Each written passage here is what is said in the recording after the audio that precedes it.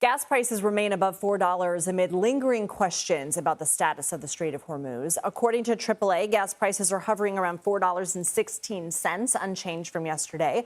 It's an 8-cent increase from last week and 93 cents more than what we were paying this time last year. Patrick Haan joins us now. He's the head of petroleum analysis at gas price tracking website GasBuddy. Patrick, always good to see you. Thank you for being here. You told Axios that the Iran ceasefire could bring some relief to gas prices in the U.S. by this Friday. Does that still stand given the turmoil over the strikes in Lebanon and the ongoing battle over the Strait of Hormuz? Well, I still do expect that we will likely see some form of relief at the gas pump. Oil prices yesterday plummeting 15%. And to your point, we did see a small bounce back up today, but that still should deliver slightly lower gas prices through the course of at least the weekend. That could potentially also track into early next week before any new developments could change the direction of the price of gasoline after that. What does relief look like? Well, I don't think it's going to be significant, but some areas could see prices at some stations falling 5, 10, maybe even 15 or 20 cents at outlying stations. I don't think the national average would yet fall below the $4 a gallon mark, but we could get very close to that over the next few days, so long as the situation doesn't make a U-turn. I saw a price at my local station falling 25 cents a gallon, so certainly a bit of an outlier, but some Americans in some areas may see decent-sized increases over the course of the weekend. What about diesel?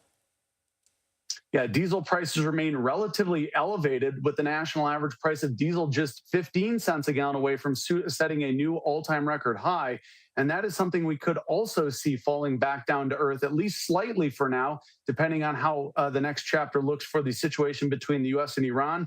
Diesel prices may also fall over the course of the weekend. How long, of course, really is contingent on any new developments. We certainly could see oil bouncing back up if there's any talks of the ceasefire ending or if there's any escalations.